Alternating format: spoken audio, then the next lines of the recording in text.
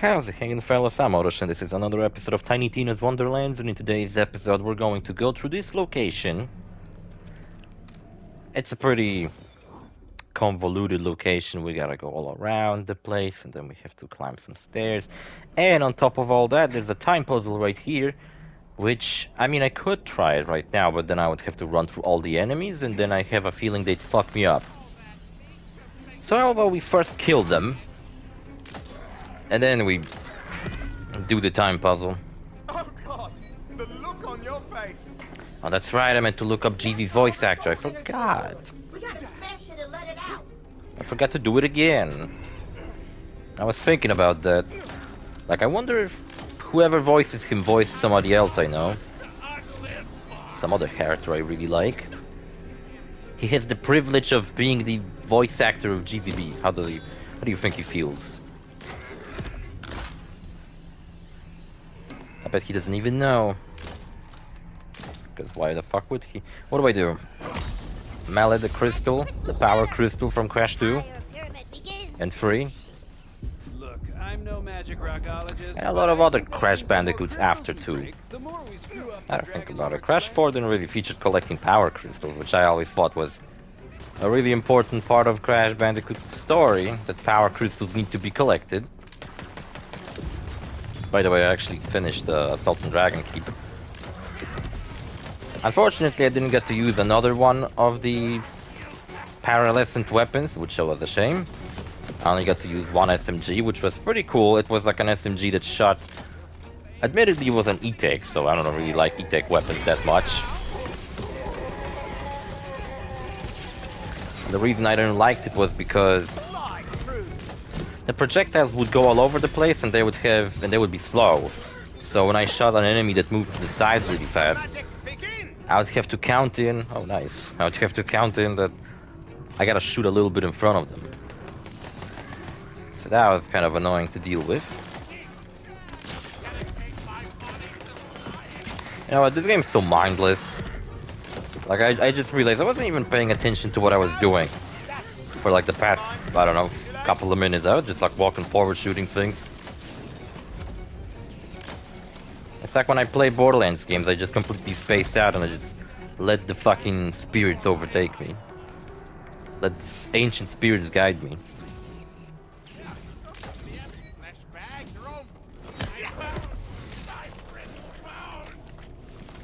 You think when you turn into a skeleton after you die, you just all of a sudden hate humans? What's up with that? You used to be a human. I forgot to look around for stuff. That's kind of what made me realize that, oh, I wasn't paying attention to what I'm doing. I wasn't going around looking for collectibles. If there are any collectibles, I mean, all the dices, as we learned last episodes, are kind of gone. Well, not all of them. Actually, let me see how many. Lucky dices. There's only 2. And I don't believe I found any of them. Man, he really dodged all the other bullshit, though. All the poetry pages, all the other crap. Why would he do that? I don't know, maybe he was rushing through the game. Speaking of that guy, he joined me one time when I was playing the game, and I was doing the Chaos Chambers, and I was trying to defeat the raid bosses. I was trying to see if maybe they're not as hard to beat as it seems. Borderlands 3 raid bosses weren't that hard to beat. I think I actually defeated all of them. Well, there was this one where I defeated him in a bonus episode of Borderlands 3. Or was that no, that was a bonus episode of Ava Murder Mystery. The very final episode, I just went to fight a raid boss. And with that raid boss, I pretty much finished all of Borderlands 3. And yeah, yesterday, probably by the time this video comes out, it's probably gone already, I finished Assault and Dragon Keep on Twitch. Except for some reason, as I noticed, the second portion of that playthrough glitched out and you can't even watch it, so that sucks. Twitch didn't warn me that something's glitching out, so I was just playing the game. But then again, I did hit Twitch turned on my phone just to see if something's fucking going wrong, and I still didn't notice, so... So I guess it's on me. And another thing, I don't remember what I meant to say. Yeah, I don't know. I finished it at 0 and I maxed out his melee skill tree, which was really cool, chaining his special attacks. That was actually quite a lot of fun. But when I think about it, I was asking the question whether you could transfer characters from this game to base Borderlands 2, but then I realized, well, then I would have a level 30 0 who already has a maxed out skill tree. I don't think by level 30 in normal Borderlands 2 you would ever max out a skill tree. Hold on, because I missed some shit. The chest. How could I miss a chest just like that? Legendaries, come on, make it worth it. No, thank you for not doing that. Alright, today's sitting, you know, usually when I sit down I record like 3 episodes. We're gonna beat this game. We're gonna go to the top of the pyramid in this episode. Next episode I imagine I'm gonna...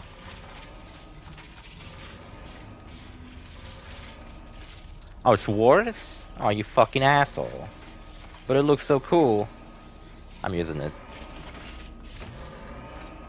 Looks kinda like the one I hit before. We're gonna use it to defeat the Dragon Lord. Hope you finished your bucket list. What does it do? It like shoots a homing missile. You don't want to stick around. That's fine, I guess.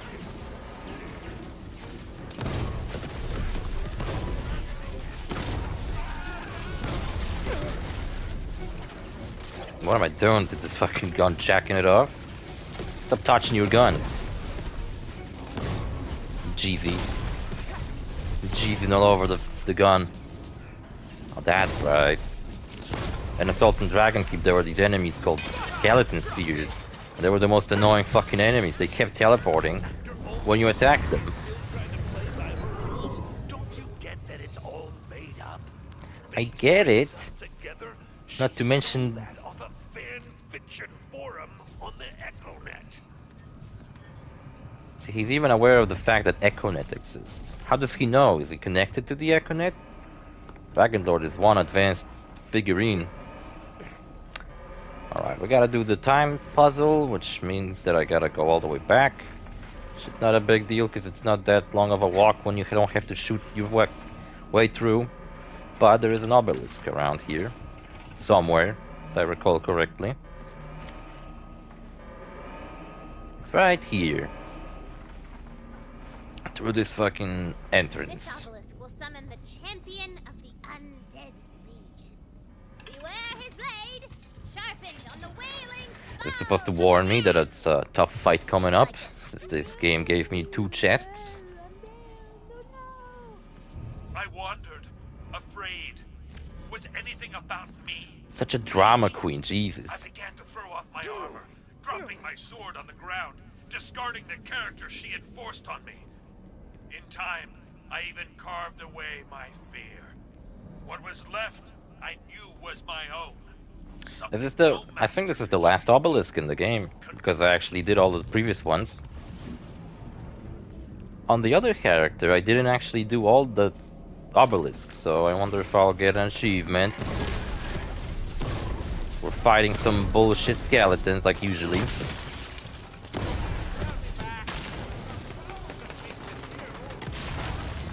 Which gun was I using? I was using the crossbow. Kinda forgot about that. Oh no! Evildoers! Whatever shall I do? The crossbow guns are really cool, I like them a lot. Except the Torg ones. The Torg ones just start to fucking annoy me. Thank God I didn't found one that's better than this. Or else I'd force myself to use it and have a horrible time. Mainly because the projectiles are so slow. Well, with this game, projectiles are like instant. So I don't need to fucking worry about loot missing. Also, when I first played this game, I was like, nah, I don't want to fucking use a crossbow gun. Why would I not want to use a normal revolver? Which this game has normal revolvers. But I don't think a single time in this playthrough I used one.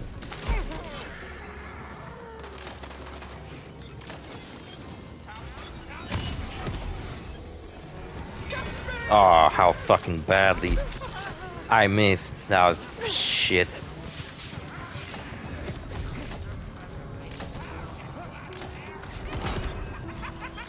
Death Knight falls! And that was the last obelisk. Fate of knights no more. No achievement for that? Unless I missed one. But I don't believe I missed one. Is there another obelisk in this place? Were there ever 2 obelisks in one place? I don't believe so. The goblin obelisk was still the hardest because the boss fight in that one was like really fucking annoying. Just pinned you against like a goblin that just has like 3 health bars. Well, no. There's a rune switch, whatever that is. Oh, the rune switch is the time puzzle. That's what it's called. I just called it time puzzles. I think even Tina calls it a time puzzle. So rune switch, that's what it's actually called? Alright.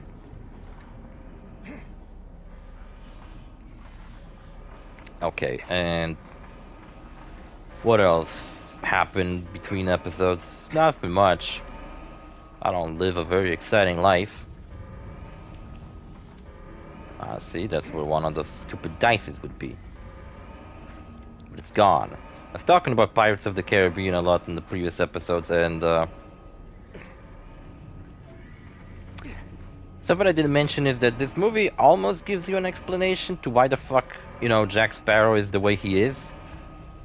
Wait, what? That's a thing I can use? I thought this was just a weapon that glitched out. Wait, what? That's insane.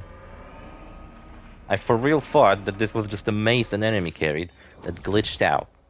And that's why it was in such a weird position. That's a fucking thing I can use? I didn't fucking know this game has something like that. Oh, I really picked up the fucking worst one. Yeah, I did. No picking up white trash, that's a rule I fucking made.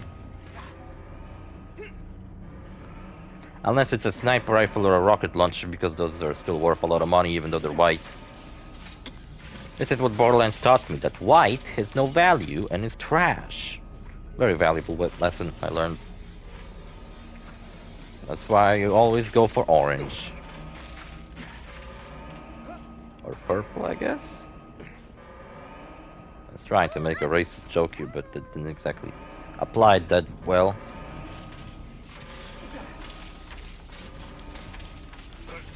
I mean, I see all the timepieces. Doesn't look that hard.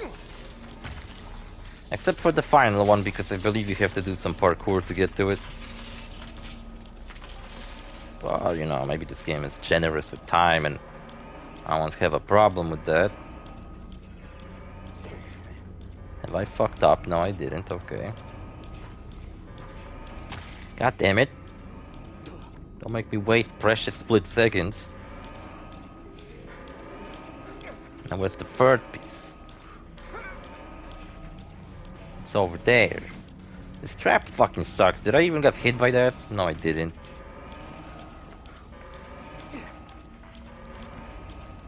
I think there's like a secret, like I'm about to fuck up the puzzle and the actual solution was to take some shortcut I didn't saw.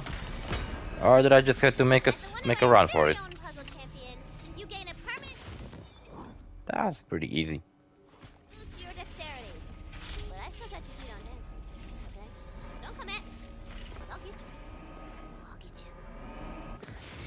I got a boost to dexterity, whatever that means.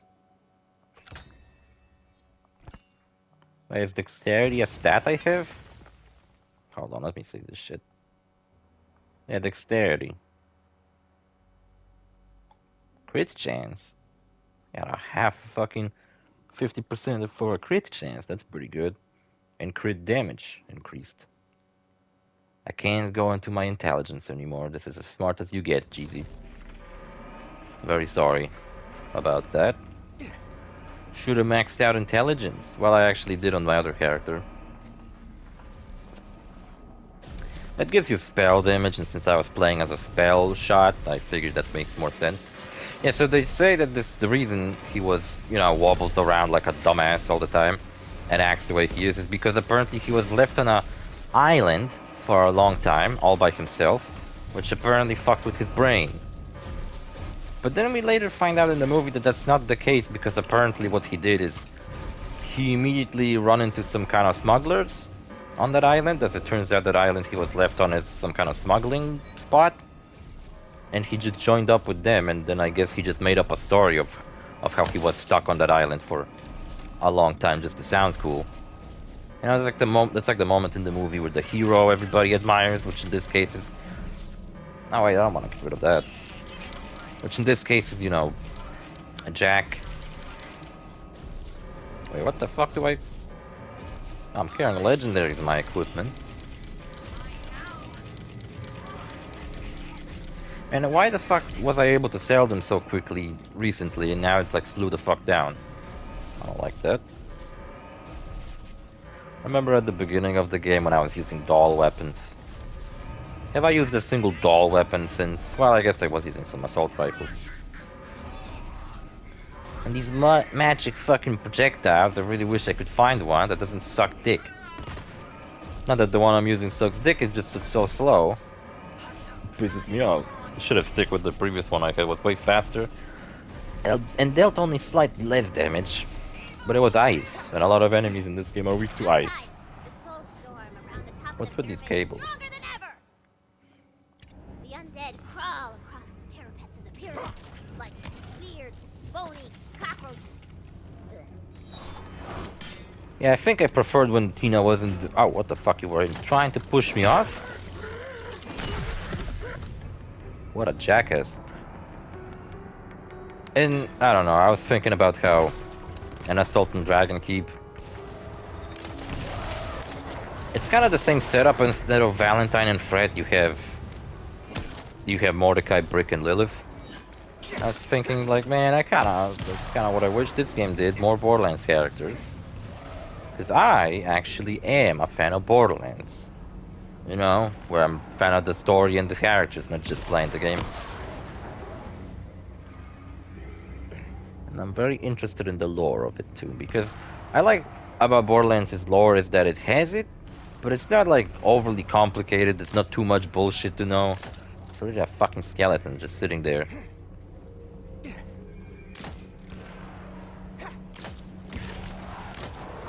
Oh, what an asshole, Jesus Christ. I think there's a fucking collectible around here.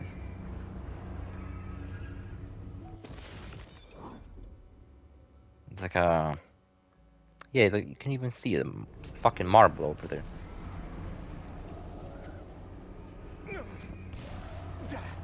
Is that a fucking poetry thing?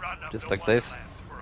Who put it on this cable for it to fall off? That tug on the springs. Then the hero started showing. He scurried like a rat around the field. Take turns, children, telling your edgy stories, Jesus Christ, about to fall off. We burn him, and he apologizes. We slash at him, and he asks. See, I would care about all this story if it wasn't for the fact that I know this doesn't fucking matter in the grand scheme of things in the rest of the Borderlands universe. Unless these stories are actually telling stories that did happen in the Borderlands. It's just that it's telling them with like a fantasy skin on, kind of like Assault and Dragon Keep was all about Tiny Tina's overcoming with grief. Maybe this is telling a story that did happen in the Borderlands universe. It's just the characters' names were different, and there was a lot more psychos. And maybe Hyperion had something to do with this story of the amnesiac. And you're like, fuck off.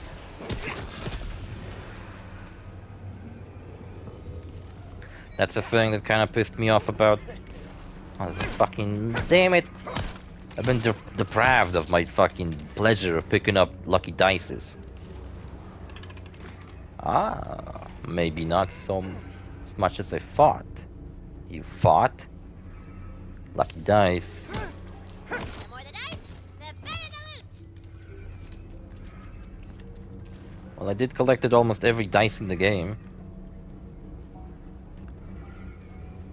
Yeah, and later in the movie they revealed that this is actually not the case, because he was fucking lying. Just to make himself sound cooler. So what is the reason Jack acts the way he does? Is it fucking he's drunk all the time or some shit? Perhaps. I don't know. Another thing that I was forgot. This movie has like two different comedy duos. There's the pirate comedy duo, where there's like the tall guy whose eye constantly falls out of his head. That's part of the joke, where he chases it around. And he has like the straight man friend who tells him to fucking knock it off and stop being a dumbass. And then there's like the British comedy duo, which Jack at the very beginning, like, I don't know, tells them something which causes them to like get distracted with what the fuck he was saying and not pay attention to the fact that he's stealing a ship.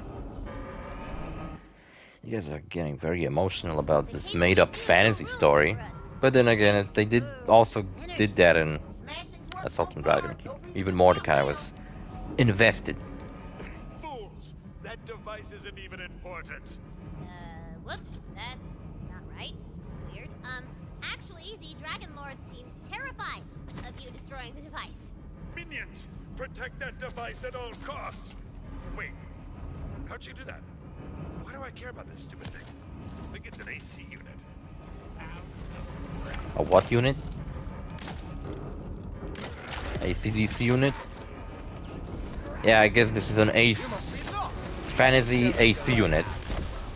Makes frost magic spread throughout the halls of this castle, of the pyramid. Not gonna lie, if I died and became this guy, super badass Death Knight. Sounds so stupid now that I said it out loud. I wouldn't mind. You gotta learn archery before you die, so you become an archer skeleton and not like a normal one. See, so you can miss arrows like this guy does. It's undefended. Smash that thing.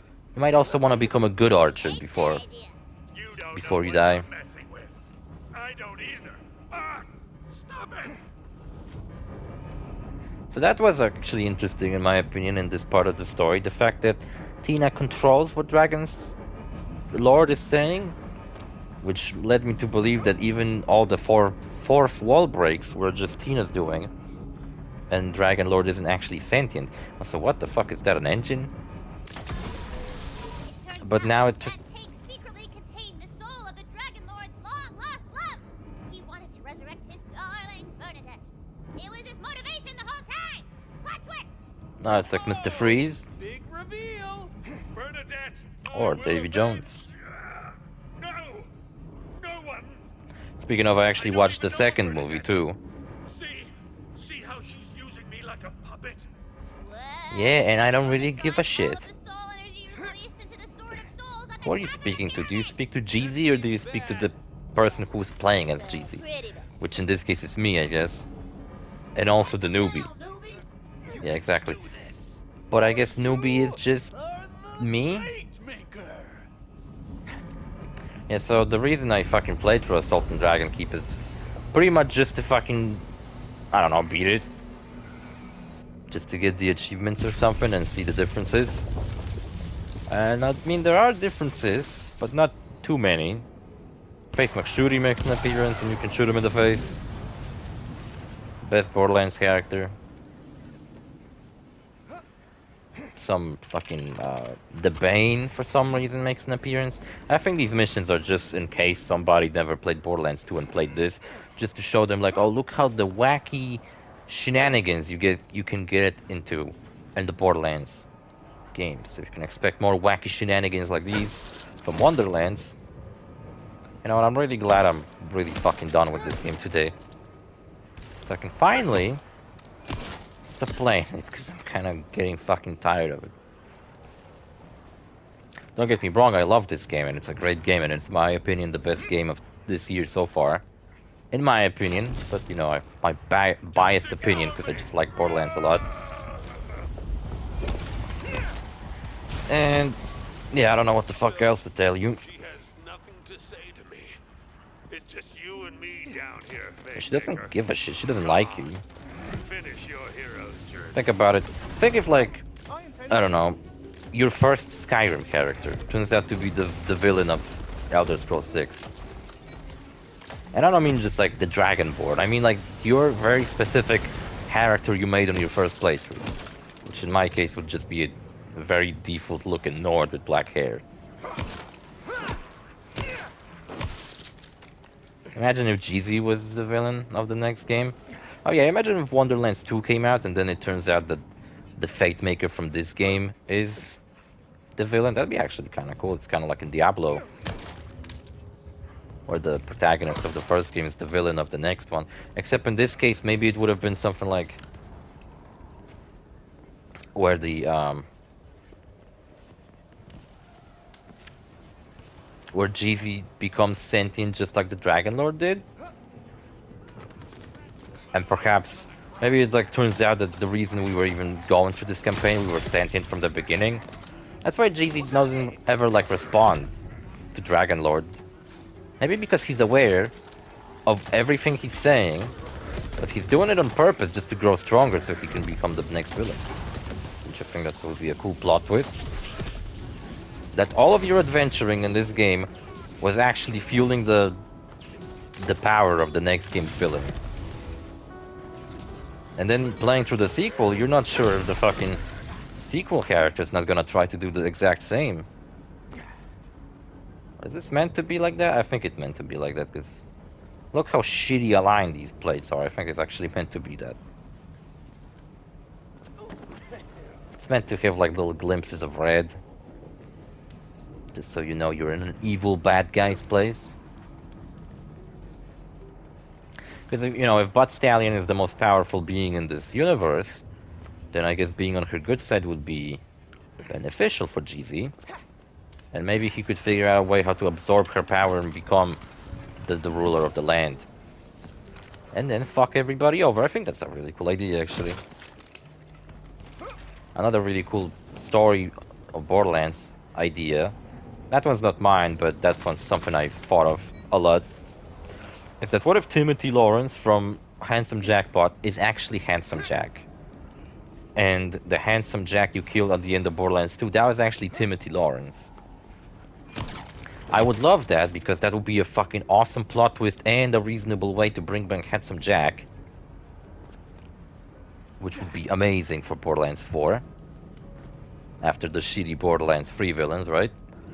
But on the other hand, I really like Timothy, and to find out that I actually unknowingly killed him in Borderlands 2, that would kind of hurt. That'd be kind of painful. And another thing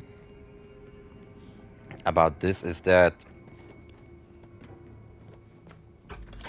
What did I meant to say? Fuck. I'm not sure if Timothy would be willing to go with and actually act like Handsome Jack, but I just thought, well, alright, he looks exactly like Handsome Jack, so perhaps what they could have done to him is just brainwash him, so he really thinks he's Handsome Jack, so at the end of Borderlands 2, he's not acting like Timothy Lawrence, he's actually doing a really good Handsome Jack impression. Also, I think it might be the end of this episode, even though we're 28 minutes in, but who cares? Half an hour rule still applies. And you know, we're about to face off the final boss fight. Let's do it next episode. How about that? And we're gonna finish off this series. See you fellas in the next episode. Bye.